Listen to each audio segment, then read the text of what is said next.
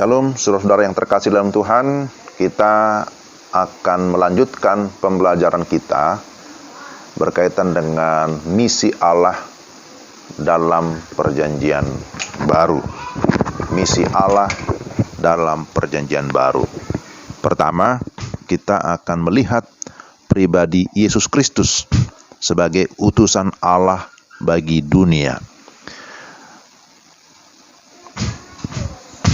Bagian yang pertama berkaitan dengan kedatangan Yesus Kristus. Kedatangan Yesus Kristus bermakna untuk seluruh dunia. Saudara, kita bisa mempelajari mulai dari kelahiran Tuhan Yesus. Nanti coba dicek ya. Lukas pasal 2 ayat 10, ayat 14. Lalu baca Matius pasal 2 ayat 1 sampai 12. Kemudian penyerahan Tuhan Yesus sebagai anak, Lukas 2 ayat 30 sampai 32. Kemudian masih berkaitan dengan kedatangan Yesus Kristus, kita juga bisa membaca kesaksian Yohanes Pembaptis, Lukas 3 ayat 6, Yohanes 1 ayat 29. Lalu tidak hanya kesaksian Yohanes Pembaptis, tapi kesaksian Tuhan Yesus sendiri. Yohanes 6 ayat 33, Yohanes 8 ayat 12, lalu Yohanes 12 ayat 47. Nah, silakan cek ayat-ayat itu untuk lebih memahami tentang kedatangan Yesus Kristus yang memang disebutkan bermakna untuk seluruh dunia. Jadi, kedatangan Tuhan Yesus bukan hanya bagi bangsa Yahudi atau orang Israel, tetapi dia datang untuk seluruh dunia. Nah, itu ya bagian yang pertama berkaitan dengan kedatangan Yesus Kristus. Lalu yang kedua, pemberitaan Tuhan Yesus juga mengenai seluruh dunia.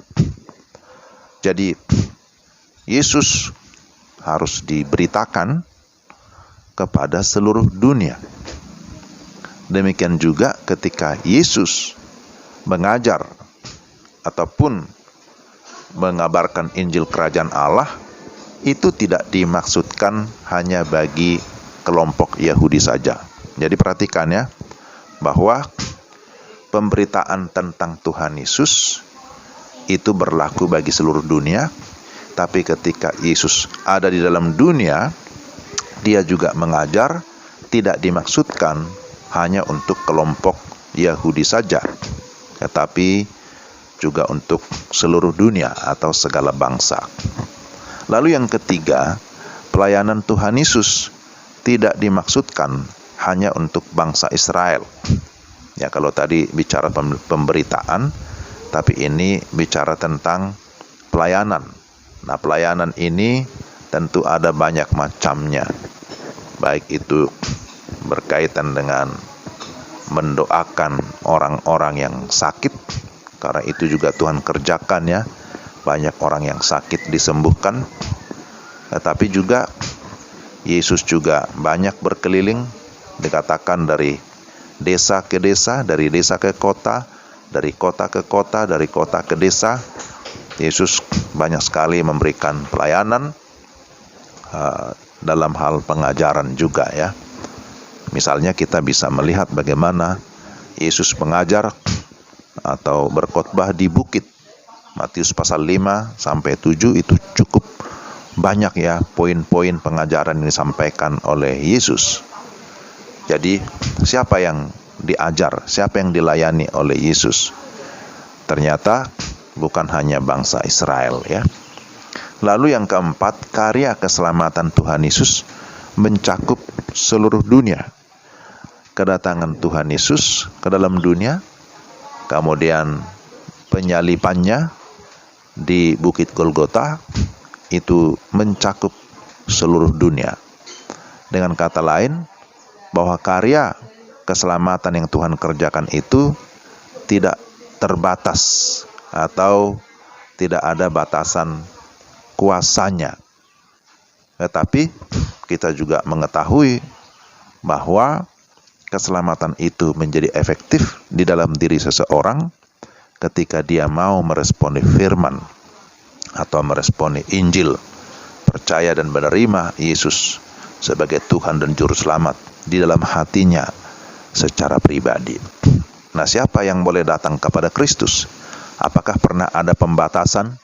Oh, kamu dari bangsa Ethiopia, tidak bisa. Kamu adalah orang Arab, kamu tidak bisa mengikuti Yesus.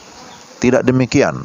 Tetapi ya, siapa saja, dari bangsa mana saja, ketika dia sungguh-sungguh mau bertobat, sungguh-sungguh mau beriman kepada Kristus Yesus, maka tentu dia akan mengalami karya keselamatan yang sudah dikerjakan oleh Tuhan Yesus.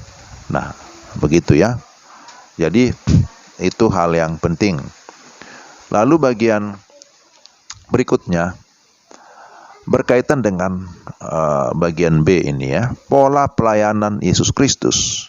Kalau tadi bagian A, Yesus Kristus utusan Allah bagi dunia. Kemudian itu dibagi menjadi 4, kedatangannya, pemberitaannya, pelayanannya, karya keselamatan yang dia kerjakan ya. Nah, sekarang bagian B, pola pelayanan Yesus Kristus. Itu menjadi teladan bagi kita. Ya, dia datang sebagai hamba. Yesus sendiri kan berkata, kalau saudara masih ingat, Markus 10 ayat 45. Aku datang bukan untuk dilayani, melainkan untuk apa? Untuk melayani. Kemudian, kalau kita baca juga di dalam Injil Yohanes pasal 13, dia memberikan teladan bagaimana seorang pelayan yang rela merendahkan diri ataupun merendahkan hati, kemudian mengikat pinggang, yaitu tanda siap untuk melayani, dan dia membasuh kaki murid-muridnya sebagai satu bukti nyata bagaimana dia mau melayani ya murid-murid yang notabene sebenarnya dalam pemikiran dunia itu tidak pantas atau itu terbalik. Masakan seorang tuan mau melayani hamba-hambanya, apalagi membasuh kaki, itu bukan pekerjaan terhormat. Seorang guru mencuci kaki murid itu kan bukan hal yang lazim. Tetapi Yesus sudah melakukan itu untuk apa? Menunjukkan keteladanan supaya murid-muridnya juga memiliki hati yang siap melayani sekalipun orang-orang yang dianggap tidak pantas atau tidak layak, kan begitu ya. Karena begitulah pola pikir pada masa itu yang dimiliki oleh orang-orang Yahudi, apalagi orang Farisi, ahli Taurat, imam-imam ya. Mereka berpikir bahwa kehidupan mereka lebih benar, lebih suci, lebih layak, sehingga orang-orang yang dianggap berdosa itu tidak layak untuk menerima pelayanan ya. Sehingga mereka memandang sangat rendah, apakah itu pemungut cukai, apakah orang-orang miskin, ya janda miskin, ataupun mungkin orang-orang yang kerasukan, atau orang-orang yang lumpuh, orang-orang yang sakit, karena mereka menganggap mereka itu orang-orang berdosa, kan gitu ya. Apalagi kalau sudah kena kusta, dianggap itu sebagai orang yang sudah dikutuk oleh Tuhan, maka dianggap itu najis. Itu memang mereka tidak layak karena keberdosaannya. Begitulah anggapan ahli-ahli Taurat, orang-orang Farisi pada masa itu. Tetapi kita melihat bahwa Yesus melakukan sesuatu yang berbeda dari kebiasaan orang-orang Yahudi pada masa itu. Justru dia mau melakukan pelayanan kepada orang-orang yang dianggap hina, orang-orang yang dianggap najis, orang-orang yang dianggap memang bukan levelnya orang Yahudi. Ya, maka Yesus juga melayani baik orang Samaria, begitu ya, yang dianggap sebagai kafir, ya, yang dianggap penyembah-penyembah berhala, ya. Tetapi Yesus justru mau melakukan pelayanan terhadap orang-orang demikian, ya, termasuk melayani orang yang dianggap pezina gitu ya, perempuan sundal dan seterusnya. Jadi pola pelayanan Yesus menjadi teladan bagi kita juga sampai saat sekarang. Misi atau pengutusan adalah bagian dari hakikat Allah. Jadi apa yang merupakan motivasi misi Allah? Ya, tentu dia melakukan itu karena kasih, ya. Kita sudah pernah singgung itu sebelumnya. Tidak ada pengutusan tanpa pengorbanan pribadi. Jadi pengutusan itu kan bukan untuk enak-enak, ya. Pengutusan itu bukan untuk traveling, bukan jalan-jalan. Tapi pengutusan itu adalah satu tindakan kasih yang di dalamnya membutuhkan adanya sikap yang mau berkorban tenaga, berkorban pikiran, perasaan, berkorban juga harta benda ataupun finansial. Dan itulah yang dilakukan oleh Yesus ketika dia datang ke dalam dunia. Dia mau mati, ya, menjadi korban. Untuk apa? Untuk melayani ataupun untuk, ya, menebus orang-orang berdosa.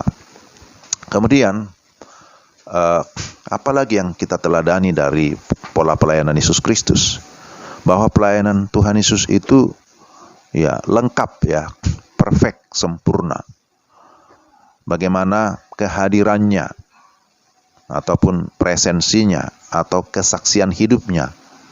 Kesaksian hidupnya sungguh menjadi berkat atau menjadi teladan bagi kita sampai dengan sekarang. Karena dia sungguh-sungguh hidup di dalam kekudusan atau di dalam kesucian.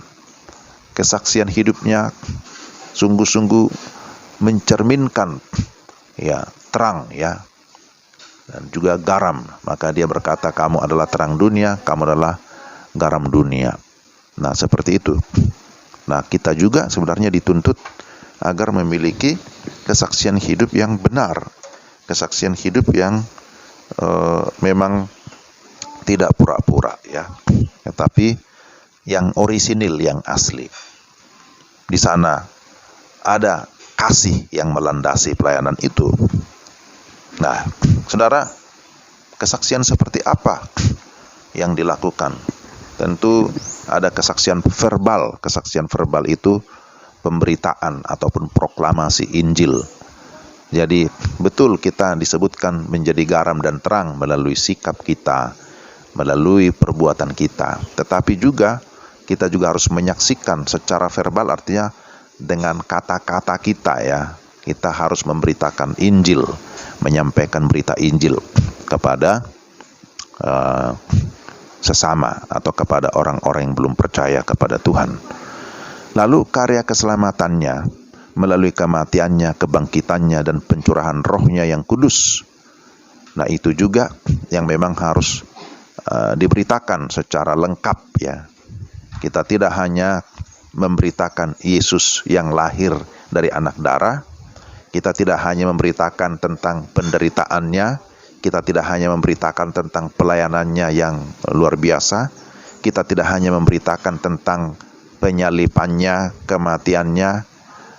Kita tidak hanya memberitakan sampai kepada kebangkitannya, tapi juga sampai kepada pencurahan rohnya yang kudus. Jadi ini yang memang harus kita pahami, ya. Ya, selain pahami, kita juga sudah mengalaminya, sehingga kita bisa memberitakan tentang Yesus secara lengkap, ya. Pemberitaan kita itu harus lengkap, atau bahasa lainnya komprehensif, gitu, ya. Lalu berikutnya, bahwa ketika Yesus melakukan pelayanan, Yesus melayani secara, kita sebut istilah holistik, ya. Holistik artinya bahwa pemberitaan pelayanan Yesus itu tidak hanya pemberitaan Injil semata-mata. Memang itu yang paling utama, ya. Nanti bisa dilihat di dalam Lukas 9 ayat 35, Yohanes 3 ayat 34, 36, 1 Korintus 1 17 ayat 17, Roma 10 ayat 17. Memang begitu pentingnya pemberitaan Injil, karena tanpa Injil ya tidak mungkin seseorang bisa diselamatkan, kan begitu ya. Jadi kita melakukan pelayanan holistik artinya bahwa memang kita bisa melakukan pelayanan kasih ya, tapi hindari pelayanan kasih jangan berubah hanya pelayanan sosial, tetapi harus kita melihat mana yang terutama di dalamnya. Memang sasaran utama kita haruslah menyampaikan Injil. Berita Injil itu harus disampaikan. Jadi bagaimana pelayanan Yesus, kesaksian hidupnya, kemudian juga pelayanannya tiap-tiap hari, tiap-tiap saat, pemberitaannya itu berjalan secara simultan ya, berjalan secara bersama-sama. Itulah teladan Tuhan Yesus. Nah, kita bisa baca Matius pasal 9 ayat 35 sampai 36 bahwa Yesus ya disebutkan berjalan keliling dari kota ke desa, dari desa ke kota, dari satu kota ke kota lain. Apa yang dilakukan? Dia memberitakan Injil, tetapi dia juga melayani orang-orang yang susah, mendoakan orang-orang yang sakit. Kemudian dia juga terus menunjukkan kesaksian hidup yang benar. Nah ini ya, saudara, saya sampaikan dulu. Sampai di sini dulu videonya supaya tidak terlalu panjang. Oke. Terima kasih.